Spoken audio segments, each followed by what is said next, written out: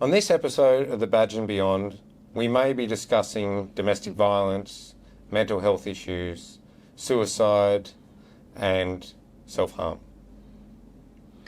If you would like support and someone to talk to, the right avenues in your local area would be appreciated for you to have a look at those options. Please make use of avenues such as Lifeline on 13 11 14 and also for domestic violence hotline 1-800-RESPECT. So viewer and listening discretion is advised.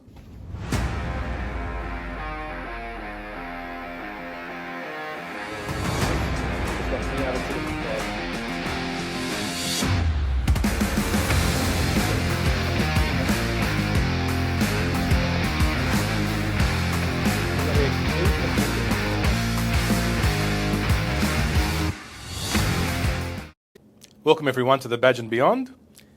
Hello Anthony, how you going, buddy? Hi, Danny. Good to talk to you today. Mate, fantastic. That was so natural. It was, see? We're getting this stuff down pat. Well, today we've decided we're going to talk about a few things, and one of the ones I think we will visit are our weirdest encounters, maybe spooky encounters.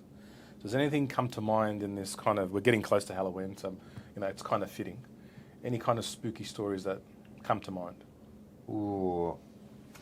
Look, I think everybody's got a few, right? And sometimes they're not the one that you traditionally think of. Like, I know one of the patrols I worked in, we had a cemetery, and you go through the cemetery, and what the weird thing is, what you'd find in the cemetery, like, just, it's not, I didn't see any of the, you hear these stories about devil worshippers and people trying to raise people from the dead and have all these seances and stuff. I never saw that, but it was just, in the distance you see people scampering, and you kind of drive around, you see people running, and you're like, what are you doing? And you never usually it's either they're too far away or whatever else. You don't get there, you don't see it. But I've heard from a bunch of different cops, like different stories, of some weird and wonderful things. Everything from, in that particular cemetery during the day even, we'd have lots of robberies that people would be robbing the people that would come to visit their deceased loved ones. But also right up to, people seeing the weirdest, most wonderful things. But I think when I think about Halloween, there's one job that came back to me for where we were working in the Campsie Command. Yeah. And this lady had called us because she's basically being stalked and harassed by her ex-husband. And she's in a house in the Campsie Command, and I think this night we'd been there bloody 6 or 8 times.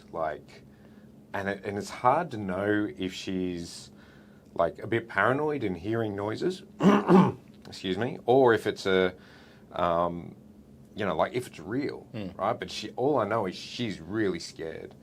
And so I think the last time I went down there was like 4:30 in the morning. And there was a dog squad guy I knew that turned up, and, we're kind of like, oh, do you get the dog out? Do you not? And, I spoke to her and she's like, oh, I heard something, but I'm not sure. And the dog squad guy was kind of at the end of his shift. I'm like, oh, don't worry about it, mate. Don't worry. Just go. He's gone. And then, I'm just about to get in the car, and she calls us back. She's like, oh, no, he's definitely outside. I'm like, okay. I'm still here, I'll go. But I'm the supervisor, I'm by myself. So I'm like, all right, I'll go have a look. I don't mind doing a search by myself. Done it heaps of times, not a problem. Except I didn't know what was in the backyard. What time is it now? It's now like that 4:30 in the morning. It's like everybody's tired. Yeah. That's the time when, like, if you're going to do something, that's probably the time to do it. All the other cars are back in the station doing their paperwork. And I know I'm kind of like by myself out there, that's fine. But I'm like, okay, she says she's heard something around the back, and I go to the front door and she's locked herself in the front door. She's got the security thing there. She's like, oh, you can just go around the back. And I walk down this side passage, and I open on to this, it's like a flippin' jungle. Like, you can't see from the side passage any of the fence line. You can't even see the middle of the yard, because it looks like they've been growing palms and jungle ferns, and it's it looked like something out of one of the scary horror movies. And of course, it's like starting to get foggy now. And I'm like, I can hear noises, but I don't know if it's rats. I don't, like, in my head, I'm like, oh, it's probably just a rat. Or maybe it's a cat. Or maybe it's him. And maybe he is a psychopath waiting to get me. And what's going on? And no one's going to be able to find me. And every time you move, I'm brushing up against fronds, like palm fronds and things. So there's like, I'm getting this constant sensation down my arms and noises. And I'm like, I can't hear him, but he can hear me. I'm out in his spot. And it just keeps getting like foggier and stuff. And there's like a fountain in the background. Like she's got like a water. Yeah, oh no, I'm like, so there's this trickling of water. I'm like, what am I doing here? But I'm, of course, trying to, I've got this. Of course you have. Did the best I could to clear it. Nothing there. And we didn't get any other calls that night or anything else. But I just remember going, this is like something out of a horror movie. Like, totally just fog and, just... Well, that's the thing. So you can't show... You're even worried about jumping on the radio and going, can I get another car? A little bit scared. There is that point, right? Like, don't ever think the cops don't get scared, because they do. Yeah. And there's just a whole bunch of times where I used to have this thing where I remember going to what turned into a siege, and it's like my first day back from leave, and I'm like, oh man, this is the last thing I need right now. And I'm like, I know I've got a fairly junior crew on, and they're all like, you can hear them on the radio, like, oh, what do we do? So I'm like, this is my first siege that I'm managing as an acting inspector, but I'm like, I got to show that I've got it cool. So I'm all trying to like make jokes and stuff, and just like, calm down, kids, we're all good. On the inside, I'm like, oh crap, what have I got to do? And so you can never show as in a leadership position that you're scared, right? It's a good skill to have later on in life, that's for sure. It definitely comes in handy. Yeah, negotiating with teenage kids, I find that helps. Yeah. Take no prisoners. What about you? Well, like, what's your number one? The one that stands to mind is, and it could have ended very badly, but I was working, funnily enough, I was in the crime management unit. So I was working in domestic violence. I was the team leader there. And it was one of those days again in our station where all the cars were flat out and really serious jobs. I remember it was raining pretty heavily. So there were some serious car accidents as usual. And so they called this job a number of times over the... when you sit in the office, you can hear the police radio broadcasting jobs. And even though the section I was in weren't first responders, we can still hear, the whole station can hear what you're doing. And they called this job about, it come from one of the hospitals. And they said, can we get someone to go and check on the welfare of this patient? She hasn't turned up for pretty serious surgery that she needed to have. And they want to make sure she's okay. And because she has a 2-year-old child or 1-year-old child, so they want to make sure everything's okay. And it got called once, called twice. I looked at my partner, I go, do you want to go to this? He goes, you know what, it's been bothering me how it's been playing. So, all right, go get a car, we'll jump in and we'll go do this job. So we clock onto the radio, say, we'll take it. So we jump in, start driving towards it, and it's hammering rain, whatever. And the ambos have been called as well, just in case something's gone wrong. And I roll up to this house, and it's not what I'm expecting. The grass is taller than me. Oh. Right? It's just very, very, very high grass. I can see the ambos at the front of the house. They haven't gone in. It looks quite dilapidated, but all the windows are boarded up. Yep. Right? So you can't see into the house. Yep. And I'm like, okay. I looked at the ambos. They're like... So I'm assuming they needed to force entry because they're just standing at the front. So I go, and the door's open. So I'm like, all right. So I open the fly screen door, go in. And right at the time you're going in the door, what's going through your mind? Because I know I'm listening to this and I'm thinking like, I know where I would be with that. Yeah. I'm thinking it's a deceased. I'm thinking someone's passed away inside. But, your senses are up. You're looking for smells. and certain flies on different. Yes. You're looking for all these kind of things in your head, right? But because the ambos threw me off, because I didn't go in, I assumed they were locked out or something had happened. The ambos are just smarter than us. Yeah, they were just that day they were very smart. So then I go in, and there's a hallway, right?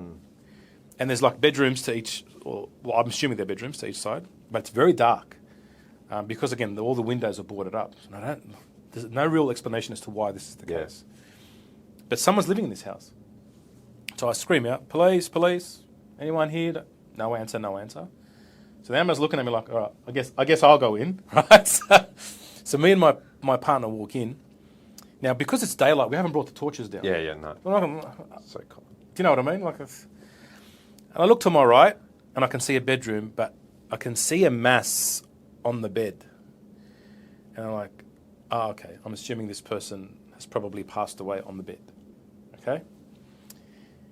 So I go in, and I'm like, I really would like some light. I'm looking at my partner, and I'm about to ask him to go get the torch or something. So I call out, are you okay? It's the police. And I put my hand on the mass, right? On what I... Why would you do that? And all of a sudden, this head just pops up. Right, so the body's like this, it just goes up like this. Like, whoop. Then it turns its head towards me, and I'm like, what the hell is this? And I swear, I reach for my holster. I'm like, am I shooting zombies?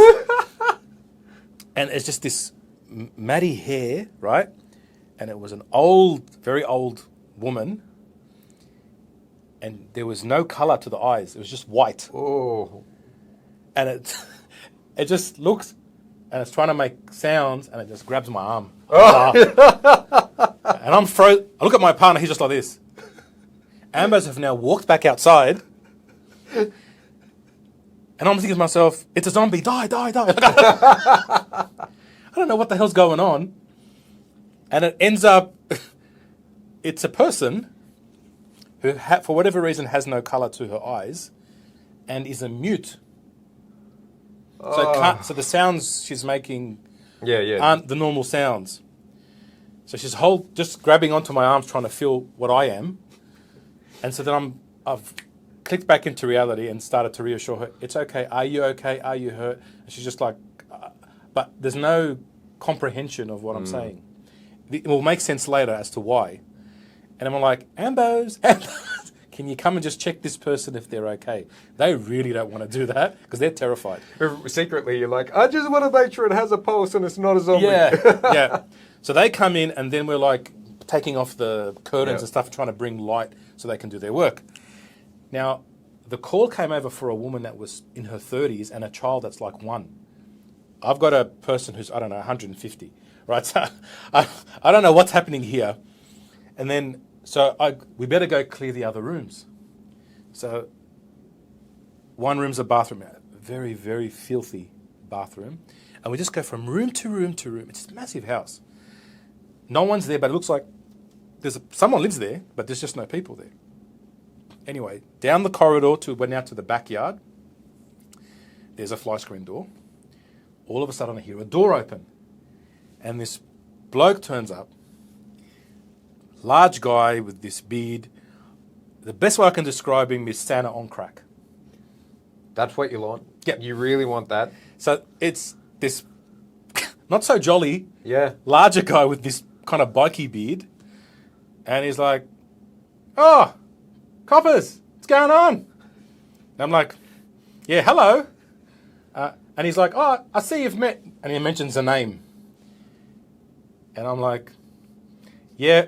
He goes, yeah, she's blind and mute. I'm like, okay. Information you could have done with 5 minutes ago. That makes sense. Yeah. I'd like to know why you didn't answer the door. He's like, she's fine. She'll just sit in the dark. She'll be right. Yeah, okay. Where's this lady and the child? He goes, oh, you must be talking about the people down the back. And I'm like, all right. So we walk into the back, and there's this random kid in a cot, just by himself, just living it up. Couldn't have it, no care in the world. And I'm like, where's the mother of this child? He goes, oh, mate, she went to hospital. She had surgery today. Which hospital? Tells me the name of the hospital. That's not the name of the hospital that called us. We liaised with the radio. They got the hospitals wrong. So she did turn up. That's her. Crack Santa guy is looking after the kid. And As you do. And the unfortunate woman who's in interesting circumstances in the front. So, all in all, almost shot what I thought was a zombie. Yeah. That would have ended very badly. Yeah. I've worked out the Ambos are a lot smarter than us, and they don't go in. Yes. And yeah, like you should really mow your lawn. But it was the weirdest situation because what the hell do you do? And what made it worse was looking at the Ambos' faces and my partner's face who were just like in shock when this head just popped up and looked at us. This episode of the Badge and Beyond podcast is brought to you through the sponsorship of IC Technology. You can find them on ictechnology.com.au for all things IT and cyber. and Precision Integrity Services, who you can find at privateinvestigatorsydney.com.au. There's creepy things that just happen, and yeah, look, I can't say I had anything that was like Halloween. On Halloween, this weird, creepy thing happened. But I remember when I was in sex crimes, we had to do a search warrant on this guy, and this guy was downloading I think he was either number 1 or number 2 in the world for the amount of child exploitation material he was downloading. Yeah. And we'd gone out to Sydney's kind of northwestern suburbs, and this place is feral. Like you bring that up, and it's like grass is not mowed. It's like this Darrow-looking house. No one answers when we do the police search warrant. We go in, and it's just filth. Like there is, and if you're, when people say to you, "Oh, sorry, I haven't tidied up the house," when you're in cops, ambos, forest, or something like, you walk into people's homes and they don't know you're coming, so they don't clean up. And there are some people that just live in a standard that you would never ever understand. This guy just had trash like everywhere. There was like lines, like kind of what they would call desire lines. You go to a park and it doesn't follow the footpath, and yeah, it's kind of like that through the trash. The hallway had trash in it. The bedrooms had trash. There's just stuff everywhere. There's like used food and plates. Like plates would kind of just like cardboard plates, just like whatever. Nothing, and there's the odor that comes out of it. But we still got to clear the house. And the girls, like sex crimes, had a lot of female detectives, and I know it sounds stupid. I felt so bad for them because there's animal feces all over the floor, and they're wearing their nice, kind of high heel shoes and stuff like that, trying to walk through. And I'm like, oh, I'm wearing like boots, and I don't want to walk through it. Anyway, there's like 5 or 8 cats that live in this house, and I'm like, oh.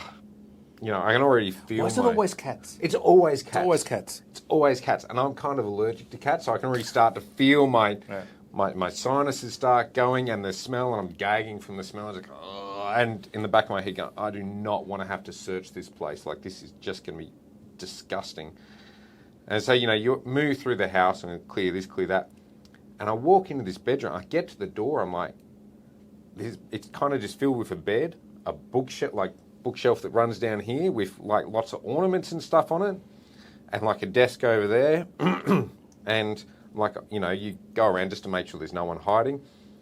And I walk down past the bookshelf, and of course you've got your firearm out because you don't know what you're going to find, right? If someone pops out at you at a search warrant, you want to be able to address the threat. And it's kind of at this low ready position. I come through, and I walk past the shelf with all the ornaments. All of a sudden, I see movement here, and I turn, and this cat comes over like, whoa! And I'm like, ah! And I'm like, ah! Jeez, I nearly shot this poor cat. And I'm like, oh my gosh! And everyone's like, what's going on? I'm like, I nearly shot a cat. We're good. Room clear. I think I need a break. Now there's a call. I almost shot a cat. I almost shot a cat. No. And look, I don't want to shoot animals. I'm not a fan of that. But yeah, and just that it's always cats. And as far as Halloween goes, I don't even think it was a black cat. I think it was just this tabby cat, but it sat there so quietly in the corner with all these other ornaments. I just didn't was looking for people, wasn't expecting an attack cat to come at me. Yes, it's funny. One of the things that you always worry about in terms of animal is usually the dog, right? So you go into someone's house and they've got a guard dog, and you're like, it's not the dog's fault, but you also don't want to get bitten, and you don't want to draw your weapon on it. No. But you also don't want to die, right? So, but the cats come out of nowhere, and cats are here. I don't like their attitude. No, cats are... There's the thing about cats. Like what do they say? Dogs have masters, cats have servants. Yeah. Yeah. They run just, and the weirdest, the people that seem to be so far outside of normal always seem to have a horde of cats. The Simpsons do that. From cat people. That the Simpsons have what they I guess you call it a crazy the cat lady. person. Yeah. When you turn up to a house and you see 100 cats, you just actually I reckon more than 5 to 10. Actually, I think that 2. It's one of the things that when you sort of first start, noticing when you're in the police, how unfortunate some people live. Right, that they're first of all, there's some people on their own. Yeah, and they're really people that need care. Right, so for whatever reason, whether a family member's been lost or for whatever, there's been a fallout. And they're leaving these elderly people especially, or people that have special needs, and they've left them in a house on their own. Yeah. And like, for example, one of the houses I remember I went to this, again, it's always dark because who's going to change the light bulb? Yeah. It just burns out. They got no one to call on, and then that's it, right? They just stay in darkness. Yeah. And then they end up, not leaving their chair or their bed, and the rest of the house is just, it's terrible. And especially this is in the day where there's, we're talking pre-Uber Eats and all the deliveries. So how they're even getting food for themselves, like, I don't know who's doing that. And it's just seeing the house, outside again, the garden isn't maintained, which then brings like, rodents and insects and all that kind of stuff. And you walk into these houses and it's just piles of rubbish. Remember one I walked in, as I walked, I was getting closer and closer to the ceiling. That's how big the mound of rubbish was. Yeah. It's just, you're like ducking your head because the ceiling's right there. But then, and there's, when we go to deceased, people had passed away and been dead for a while. It's only like the smell or something that's, that got them to call us. And it's sad for the human condition that you get to a point where, there's really no connection with anybody else, that you end up sort of dying in that state. It's funny you mention that because I went to a deceased in the eastern suburbs, and what was so sad about it was, again, one of those things where they lived in a unit block. There's 2 people in this unit. Yeah. And it was like mum and daughter, and mother's passed away. But she's been dead for a week. Yeah. And the daughter has like a disability and just didn't recognise that mum was deceased, and the adult daughter. Yeah, very sad. But no one checked in. No one noticed that they hadn't done their committed to their normal habits. They just called us because there was a bad odor, because it was summertime and there was flies and there was this and that, and there was, you go inside and this poor lady that's left, she's got all these sanitary products that are just kind of all over the floor and things. Mum's not there to look after it and do different things, and it really is tragic in some respects that we're so disconnected. As a community, we're so inwardly worried about what we've got to achieve for ourselves that we disconnect from other people. And then in the police force, you often don't get to see what happens to that person, but it's not good, right? Like, it's not like their life becomes better. So I always found that to be kind of extremely saddening to see. That's one of the things I found, because I have the opportunity to do a fair bit of travel with the charity work that I do, and where you don't get that overseas. The communities are so much tighter knit. It would be so offensive to the community that there would be someone living on their own and dying on their own without any, for like weeks, months, or whatever, until they're discovered. It just wouldn't happen, Yeah. And I think, unfortunately, we've lost that sense of community. Yeah. In certain parts of Australia here, especially in Sydney, because it's funny, you're so densely populated, but you're not connected. It's really, really sad. And I think, to that end, I know there was an abandoned house once we had in that Eastern Area Command, I got called down there in the detectives for a deceased again. This house had holes through the floor, and it's on the corner of two main roads, and you know, graffiti all over it, boarded up windows, doors are being kicked in, and here's this guy, you know, middle-aged guy that's passed away, and he's been passed away for a long time. Yeah. And I won't go into the specifics of how bad the decomposition was, but it was bad. The thing that gets me is he'd obviously been there for months. Yeah. But every other room in that house had a mattress in it and had belongings from people that were, you know, sleeping rough and squatting and doing whatever else. Yeah. And no one had, no one had called us. It'd only been like the council or someone had gone to check or do whatever and found it, you know. And it's that point of, there are a lot of lonely people in the world. There's a lot of people that are struggling, and, you know, sometimes you've got to know an agency exists to get help. Sometimes the agencies are so overworked. Sometimes people just don't know where to turn. Yeah, and I just feel like, you know, being neighbourly is really, really important. You know, because you'll know the habits of this person walking in, working out. You're like, oh, they haven't gone out to check their mail, or they haven't seen them in a couple of days. Just do a door knock and just check and see how everything's going. Yep. Yeah. Okay. Well, that was interesting. Not probably the Halloween special you might have expected, but ladies and gentlemen, it's not every day can be Halloween in the frontline services. Yeah, absolutely. And there's always something weird and wonderful going on. You would never know that your neighbour tries to raise the dead from their own private vortex in their basement. Yep. And there's always the ones you least expect. Yeah. So look, whatever you do for or don't do for Halloween, please enjoy that. And of course, we were only just talking to someone recently about a child protection matter, and one of the predators involved, they were talking about how much effort they go to for Halloween, how they invite all the children around to give them gifts and, you know, lollies and things like this.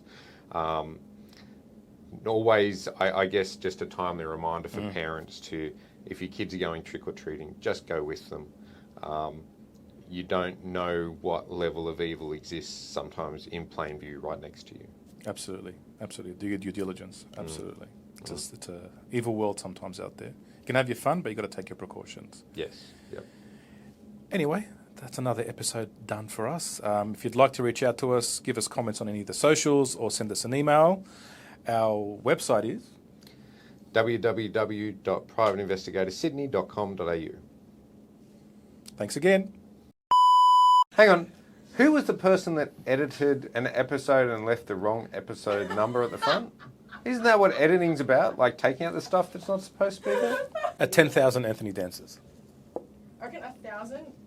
I don't need 10,000 people to do that, bro. I need 10,000. I need 110. I'll do it.